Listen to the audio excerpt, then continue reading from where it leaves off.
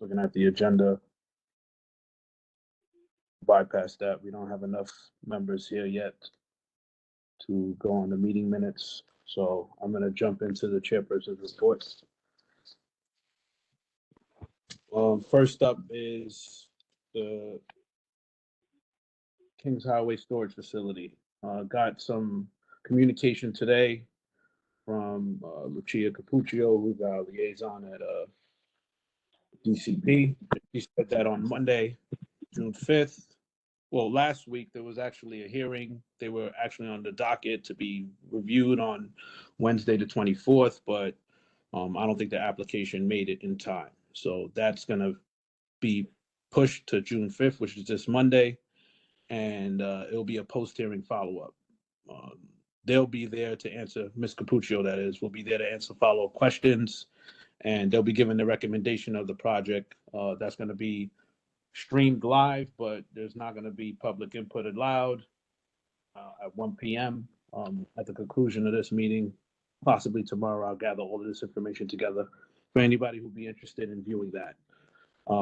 The CPC will then be voting on the project on June 26th, which will again be live streamed on the same link that I'll share. And after the CPC votes on the project, it will be referred to the City Council, which they'll have 50 days to review, ultimately give their decision on the outcome of the special permit application. So following up on last month, I think Ms. Martinez asked about our cease and desist status. And upon review, I found out that on November 2nd of 2022, the department filed a notice to propose rulemaking to establish an additional cease and desist zone for part of Community Board 17. The part of is what I have to inquire more about. And basically, they've established our community board as a cease and desist zone. Participation is required, obviously. You would need to register via the links. You would need to, and there's some guidelines of what the punishments are, should you be solicited. The outcome ultimately is if you're on this list, they should not be soliciting you, that's number one. And if they are in fact soliciting you, they'll be punished and fined up to $1,000 or have their license suspended or revoked.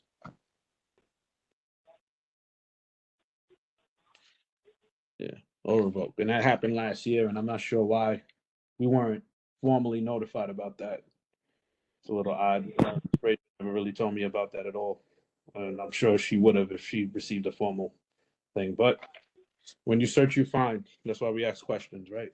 And also, it's a testament to all the work that we've been doing as a committee and before me that this actually came to pass. But it's a shame that it happened silently. As you know, the estate planning event was postponed due to a conflict with some of our speakers. The new tentative date is July 14th. We're waiting for some organizations to confirm, and we'll be updating the marketing materials and sending that out when we can. And finally, the Shirley Chisholm Recreation Center is tentatively scheduled to begin construction this month. I doubt that it'll start, but I guess we got to keep an eye on when that actually breaks ground. As you know, the foundation will be the first step. And if you are part of the art selection, you know that there's heavy community board involvement with the whole foundation process. That concludes my report, and I open the floor for any questions that you may have.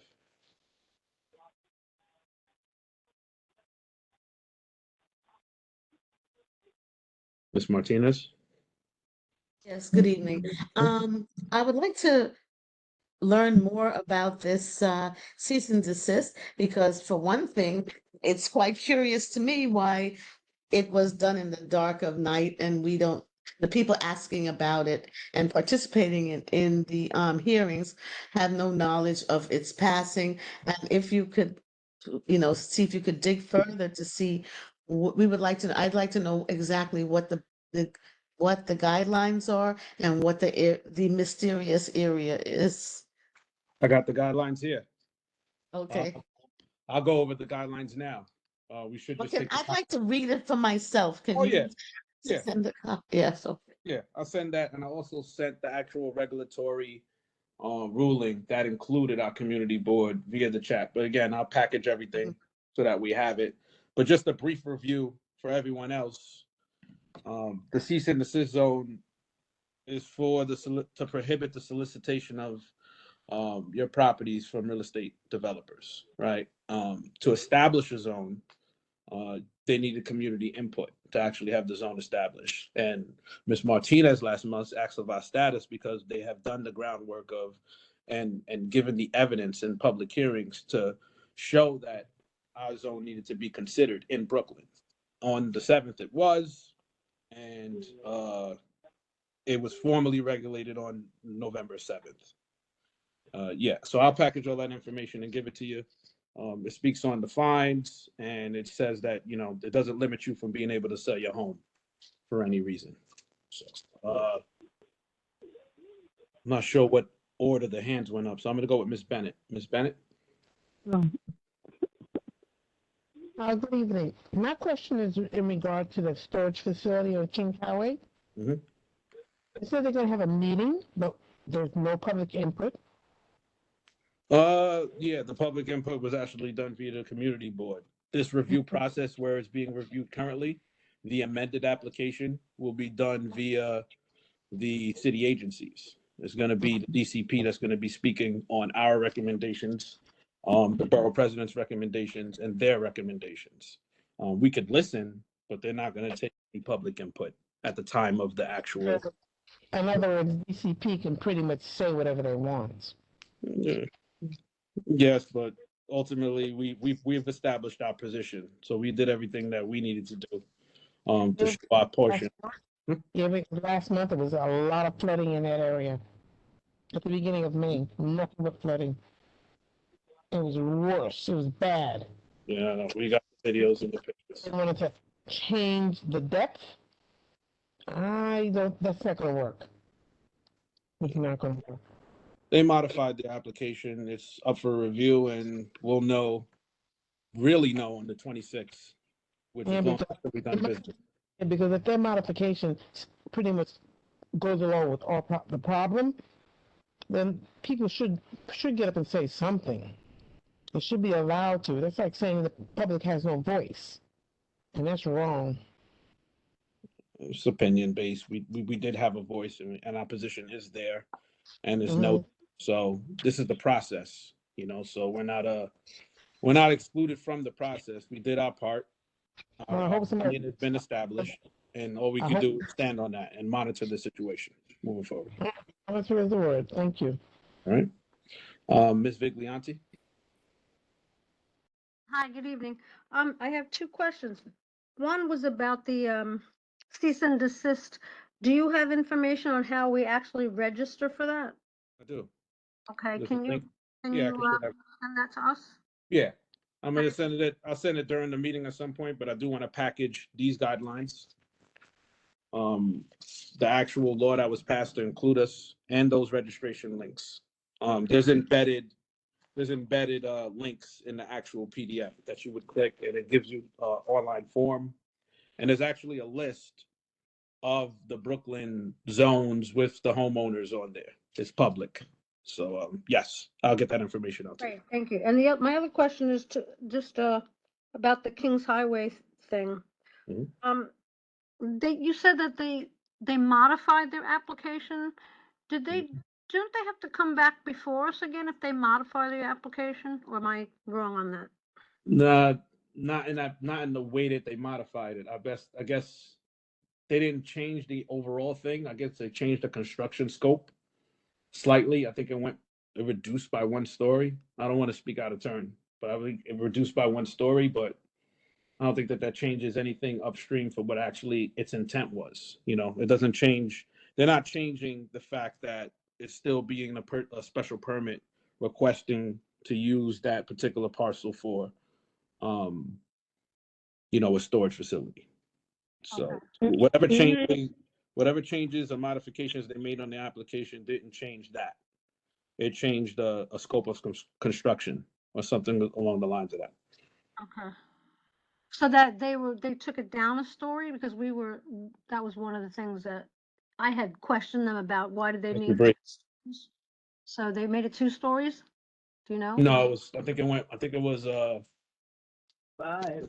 a 5 basement plus stories, 3, right, yeah, and I maybe think it was 5 5, stories. and I think it may have been reduced to 4, Oh, okay. something like that. Thank you, Bree, for sharing the link. I shared the link also, but I do have to package it Thank and you. get someone else. Yep, no problem. Mr. Roth.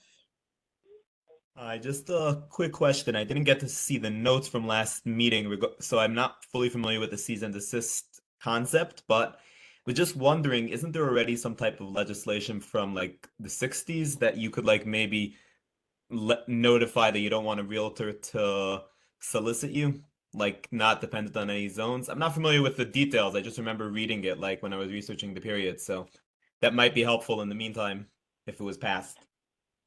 Yeah, I think that was probably restrictive. This reestablishes that, or it reinforces it with new laws and new languages. Because obviously they've had loopholes and punishments, loopholes to actually get around and not having to do that.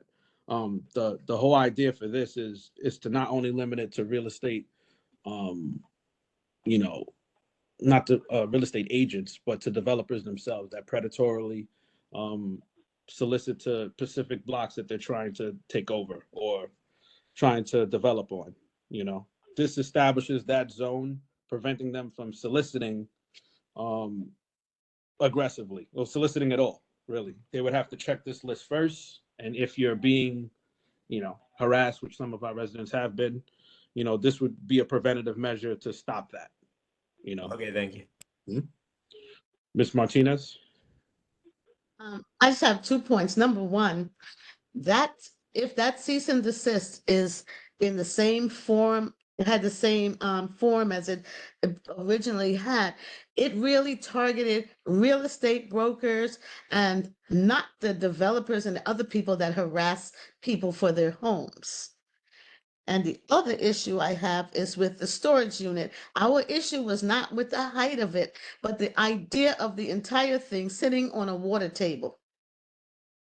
And I hope that that is going to be made very clear, or was made clear, because it's going to damage all of the homes in quite a wide surrounding area, though as deep as they plan to go. I think on our official communications that was established as a concern. But, you know, it's in the process. All I can hope for is that our considerations are considered. And I was hoping I would have an answer for you today, but it didn't happen last week. So, even though our official business has ended, I'll try to make sure that any information that comes with that gets distributed as normal. I'm not trying to ruin anybody's summer or anything like that, but as you know, they don't stop, so neither can we. All right. Real estate agents and developers. Ms. Bennett, hand raise. Yes, it is. It's back to that storage unit again. My question is, who is going to sit on the city council board that's going to hear DEP and DCP? Who's going to hear them? I don't What, think what city don't think council members?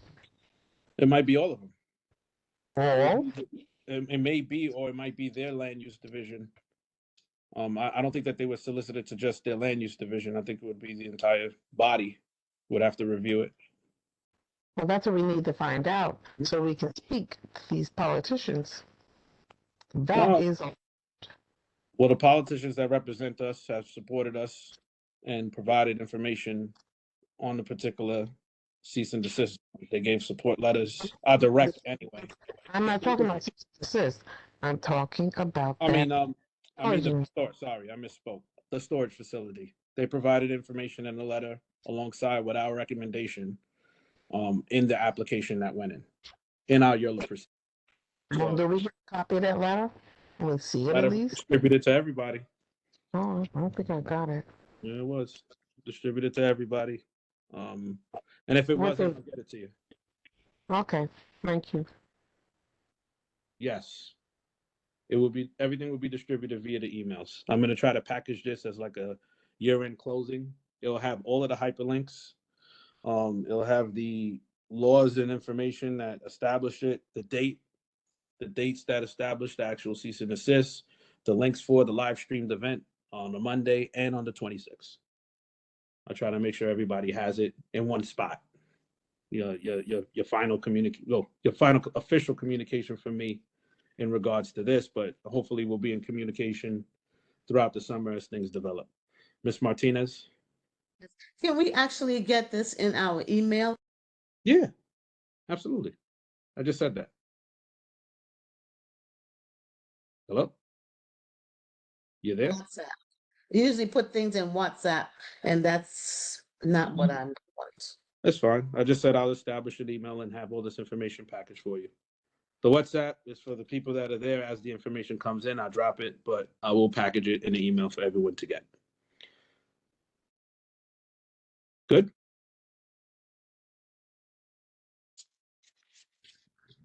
Any other questions on the report? Yes, what about that project on East 98th Street? It's 98th Street. I haven't gotten any communications in regards to that. I haven't actually drove by there the other day. I haven't seen any movement on that as well. But, you know, And what about the old Rite Aid building on Kings Highway and Rockaway? the information I found wasn't specifically to that particular Rite Aid, but they are privately selling their land to different organizations.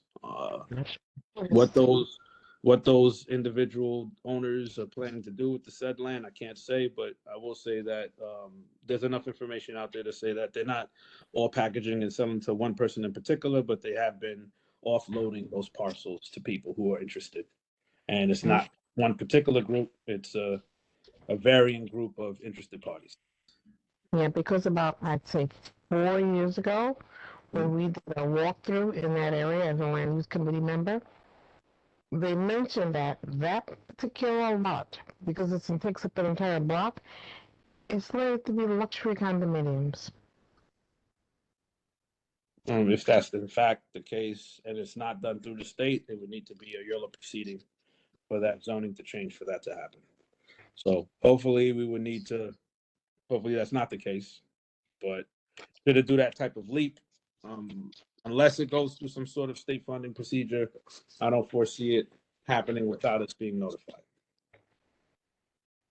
But Okay. I do have to speak on the Rite Aid that was closed on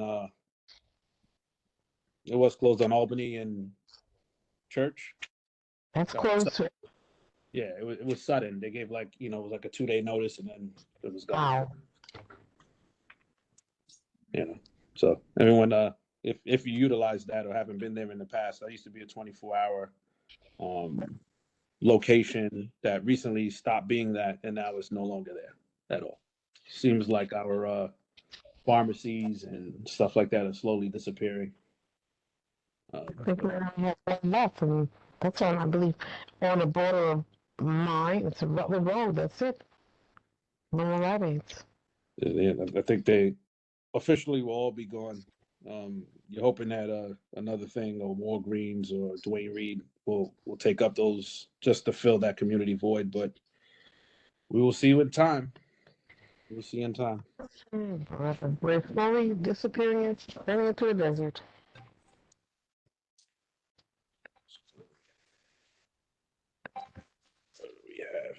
We have the presentation. Is anyone from Mona Doc Development available? I think so. According to the count, we're still under for voting on the actual meeting minutes, which is usual. I expected that. So we'll shift into unfinished business. Unfinished business. I think that we should utilize this time to figure out what we want to do for next year. I mean, what areas do we want to target? How do we want to be more polished? I'll open the floor up for discussion of how you think that, or what target items you want to stay focused on for next year that falls within our purview. Anybody?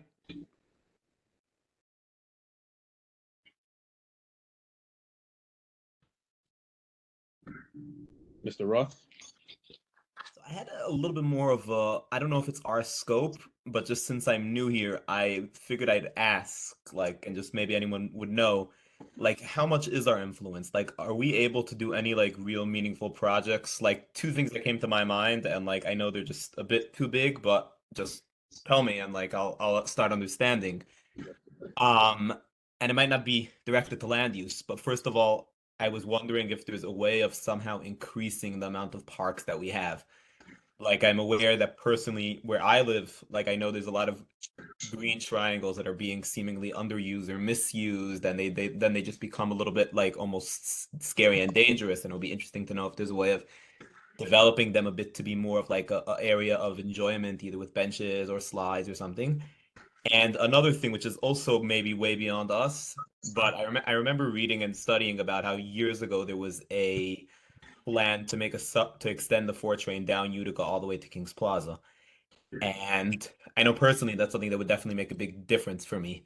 So I don't know. I was wondering if it's something we could formulate even as a board just to get the voice up there that it should be actively pursued. So are those stuff beyond us or?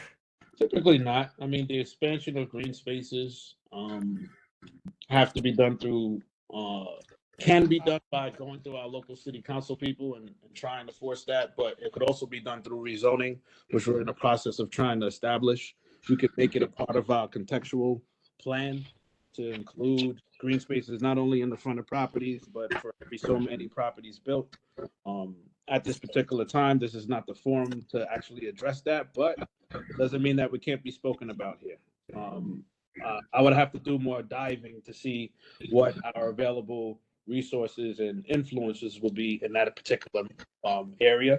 I'm uncertain, but I guess not my question is, oh, sorry. I guess my question is more if there's anything that we would be able to do proactively, like to really like accomplish something instead of more just like approaching applications and discussing like when a developer comes and seeing how it works. What we could do is actually monitor our environment. If you know where state-funded parcels are or the state-owned parcels are, right? That could be a direct thing that a city council person could actually influence because they could say they don't have to deal with somebody's personal property in order to develop it, right?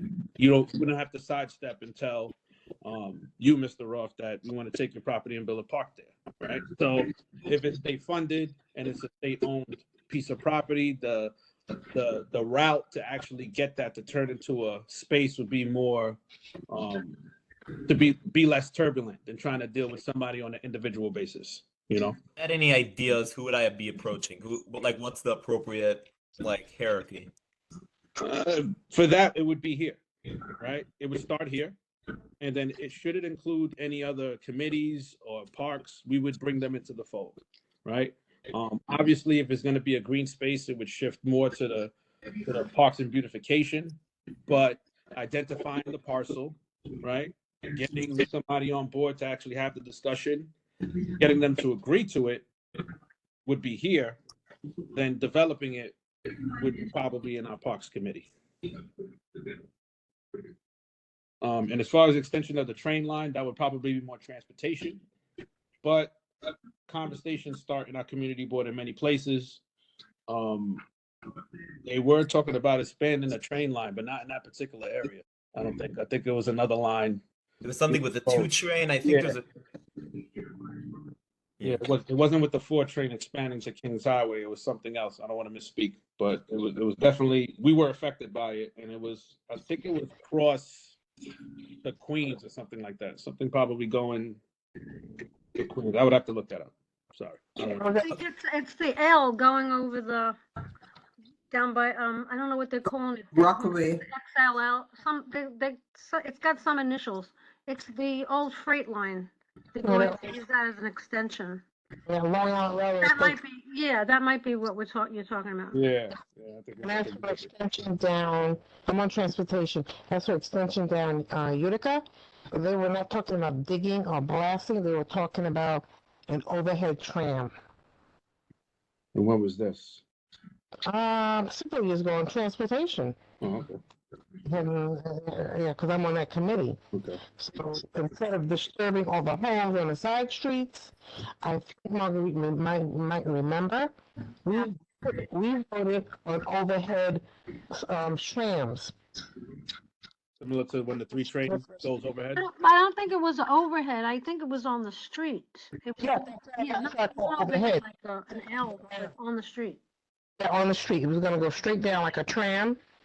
No digging, no blasting, because that would disturb the homes on the side streets on both sides of Utica. It would shift the foundation. That's not what we voted. We voted for the land on the ground. Under, Above level transportation versus subterranean, right? yes. Okay. It's like a tram. Miss Erskine, you recognize? Yeah, hi. I'm moving on to the next thing. If we're going to continue pursuing rezoning next year, correct? Rezoning is always a continuous fight. There's actually a subcommittee that's permitted to do that exclusively. I'm not Okay. sure what the status of that's going to be at the beginning of the next year. I'm assuming it's still going to be separated in some way, because they want to give a particular attention to that. Separated in meaning that the The ad hoc, yeah, the ad hoc committee would continue. Mhm. Okay, because I was involved with it before and it's ongoing. I just want to make sure we keep working on that. They've taken some strides. They've gotten some. Unfortunately, I hate to say this, it seems like we've kind of had to restart the process over again. We've had to Yeah. get another a consultant to review the neighborhood and start developing a plan, and that's what's happening on the back end as far as that. So it's not being ignored. I think just time wise and with the administration changing, some of the stuff that we had, according to our city agencies, were dated and needed to be updated. So current chair, Ms. James, and that particular group, their strides at this moment is getting that they've gotten funding or they're in the process of trying to get funding to revamp that process. All the reports and the pictures and the plans that were done in the past, just get them formally updated with new information, and including some of our business owners in that plan, you know? Great. So, I mean, we were talking about what we want to target going forward. That was my concern. I'm glad to hear people are working hard on it. Thank you. And thank you for your time. I'm working on that. What do we got? Ms. Quashi? Hi, I just wanted to bring something to the committee's attention. I got a survey today from Con Edison, and they're interested in installing, I guess what you would call electrical plugins so that you can plug in your electrical cars. Charging stations. Yeah, charging stations. Mhm. And they're interested in putting it in front of homes. So that you would park your car, Mhm. and they would take up spaces on the sidewalks. So they would be competing with, I guess, the bikes they want to put there, and also the charging stations. So they were asking, how would you feel about having charging stations on your blocks? So I just wanted to give you that, put that out there, that they're looking to do that in our community. Yeah, I've seen proposals for charging arrays in several locations. We've seen them. If you've come to the community board meeting in person, you see that as you enter the entrance on Lennox Road, that you'll see that actual charging station. I see it becoming more of a standard in the future.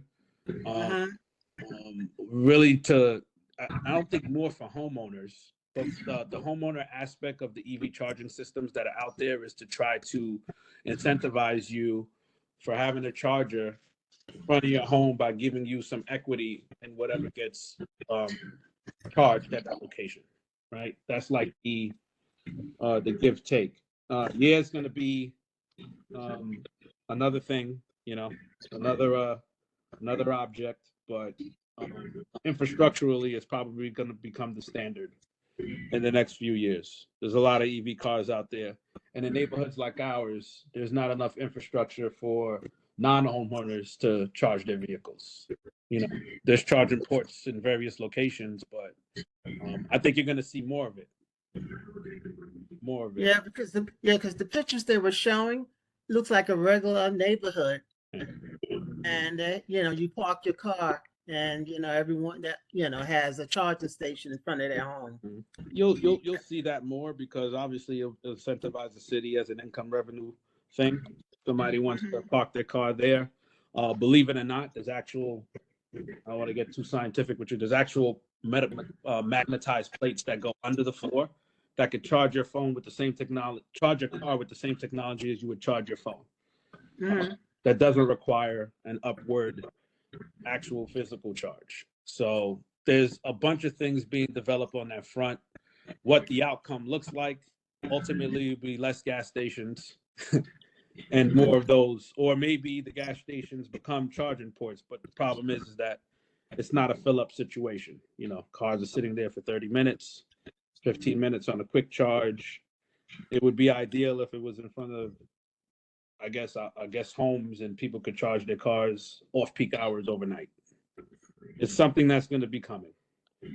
Its impact on neighborhoods, with the history of ours, I'm sure we'll see it first, or someone else will see it more than us. But they're in the city, they're in Manhattan, and where I've seen them, they don't seem to be too obtrusive. Like they kind of fall into like I guess where the old school parking meters were, how we've replaced those with the digitized parking zones for Park NYC. They're kind of taking up like those locations, like where those used to be. Right. And it was like less parking meter zones and a cluster of chargers, you know. And it doesn't restrict like a regular car from parking there or whatever the case may be, but they have been spread out. It must be a pilot program because they're around. They're around. Mr. Afraid, or if anybody can answer this question, does anybody know if they're gonna put those charging stations in the neighborhood? Are they going to reserve that spot only for electric cars? I'm gonna I say understand that you're saying they don't do it now. yeah. I But don't. It would be a hard thing to enforce. You know, I would think it would be a difficult thing. Obviously, it's never impossible, but it would be a difficult thing to enforce. Maybe restrictive times. I could see them doing something like that. You know, For but example, in DC, they I don't know if anybody's ever parked in DC, like near the museums or things like that nature, but it's automated. If you stay there for longer, you will get a ticket, and they know they figured out a way years ago on how to do that. So it doesn't need to. They don't need somebody coming by. So, okay.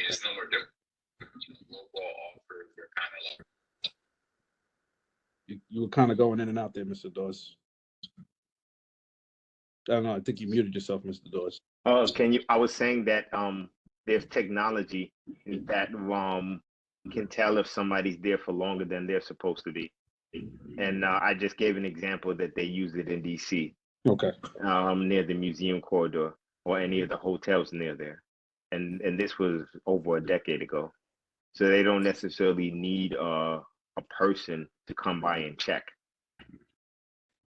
But I guess that's something to be concerned about in the future. With anything new, especially something that's going to be income or revenue based from the city perspective, you have to think that, well, you said, yes, they do enforce EV charging areas in New York City. Oh, I don't know what the enforcement looks like. I'll look that up, find it and share it. That's great. But the areas that I've seen, I haven't seen the enforcement visually through a sign. I just usually just see the charger there, you know. Ms. Erskine, your hands raised.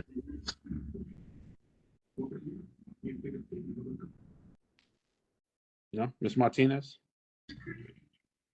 Yes, so where they have those charging stations, there are signs that say only for vehicles that are charging. Oh, okay.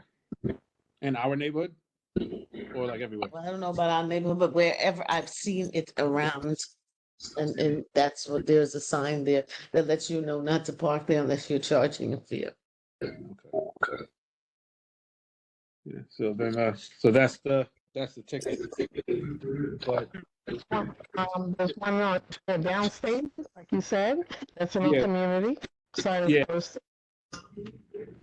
I never paid attention to the sign. I'm gonna pay attention when we go there next time. But it's right by the entrance, on Lenox Road. Like when you're coming from That's New in York Brooklyn. Avenue. Yeah, when you're coming from New York Avenue, walking up now, Up yeah, in Lenox. yeah, it's right there on the corner.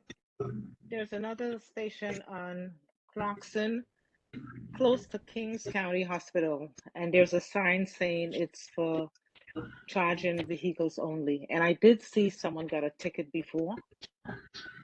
It's on Yeah. Clarkson, just before Kings County Hospital. Yeah, right opposite the school. Yes, correct. Yes, on the board 9 side.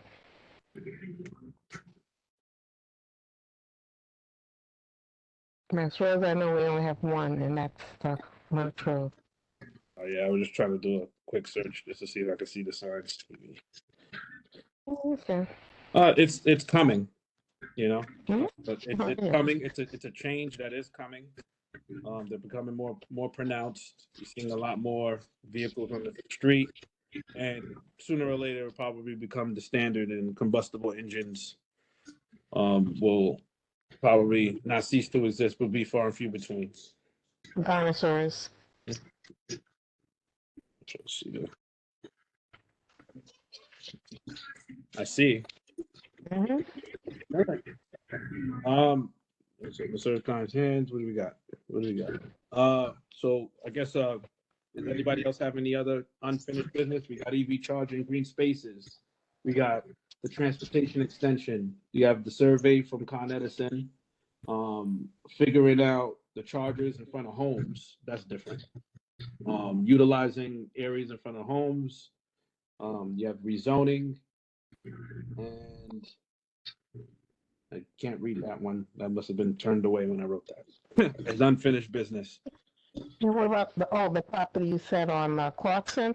And then there's another property that demolished on Church and Rogers. Clarkson, yeah, is that what it says? I might say Well, Clarkson, Uh-oh. and then where the Church and Rogers, that's where Yeah. the roti shop used to be, right? Oh yeah, Okay. they put out everything on that block, on that corner. The roti shop, the clean right, right? Yep, that's one. That's Yeah. one.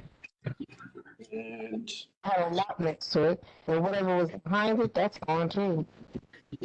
clean right, and then there was a supermarket, but the supermarket's still there, right? Supermarket, oh, yeah, that's left. That's the only thing left. I think they're waiting for maybe something to expire. I'm gonna add that we monitor the right age, I guess, ownership. I mean, no way to be told it, but we could at least see if any investment groups, ideally would want the same type of thing to take it over. I'm not really sure why Walgreens or anything like that wouldn't expand their thing to already targeted neighborhoods where those things are expected, but people have different mindsets when it comes to business. So, This community, we're losing a lot of businesses, vital businesses.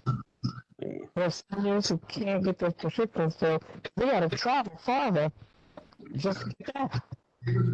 That's where the technology comes into place. That's shifting more for like the Amazons of the world are doing prescription door-to-door mailing now. So it's A lot of seniors don't want to use it. They're skeptical of it, don't trust it.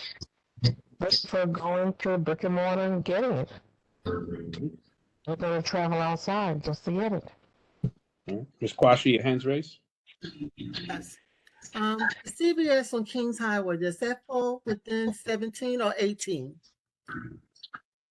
Kings Highway. Yeah, CVS on Kings Highway and Utica. I would think that would be us. Okay. No, I think it is. I think it's the other side. It's across the street. It's on the other side of the tracks, past by Glenwood.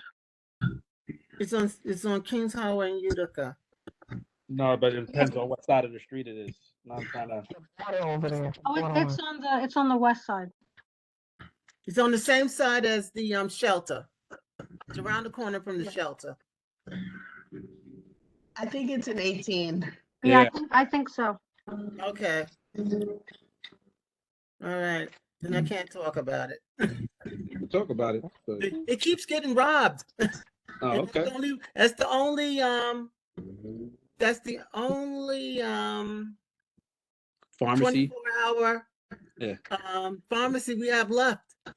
Right. Oh, they locking up. Nearby. They're locking up the gum. That's when you know it's bad. When they start It's locking they're locking up everything. There's All right. nothing on the shelves. Yeah, when they start locking up the gum, then you know we're in trouble. But everybody just be careful. You know, ribs is touching. They're raising ribs every single day. So be careful out there. The subways. There's a lot more homeless people there. There's a lot more. Obviously, you know the migrant situation. So it's going to be a high stress environment for us for the foreseeable. You know, just be safe. Be mindful of your surroundings, and you know, we'll if they're locking up the gum, you know that you got to be careful. Okay. Keep your eyes open. Yeah, we're moving into those times. Well, it won't be for long, but hopefully not for long. But they come and go. It's ebbs and flows. All right. I'm assuming that nobody from Mr. Goodrich is showing up. That's probably a reschedule. Apologize for that. We're moving on to new business. Any new business?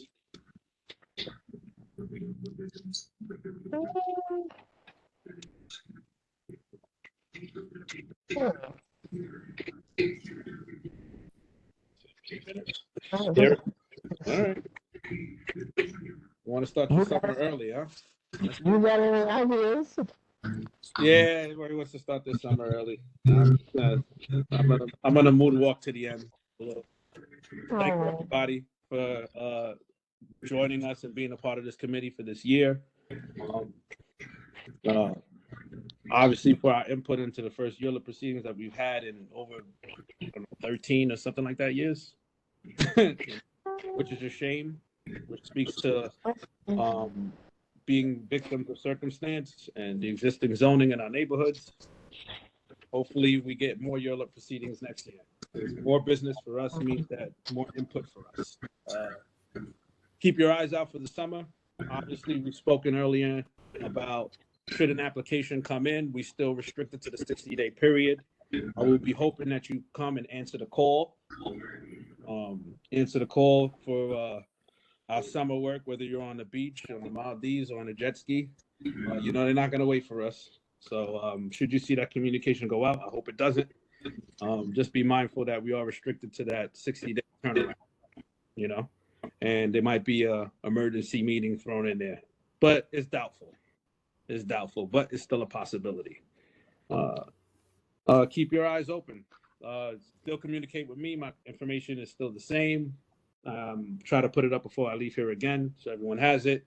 As you know, the WhatsApp group is always active. A ton of information is passing through there. As we learn it, it goes there first, and then, you know, depending on its impact, it gets distributed outwardly.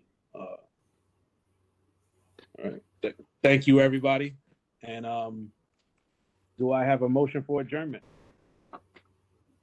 Joan Erskine, move to adjourn. Also, thank you for your leadership this year, Mr. Frey. But I move to adjourn.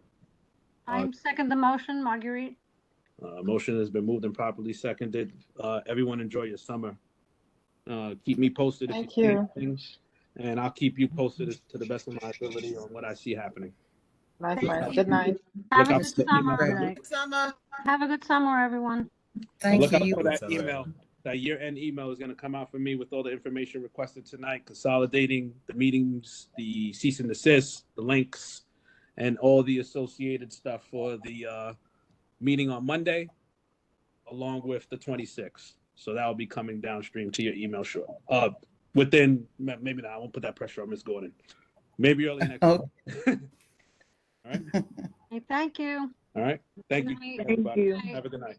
Good night. Night. Good night, everyone. Bye-bye.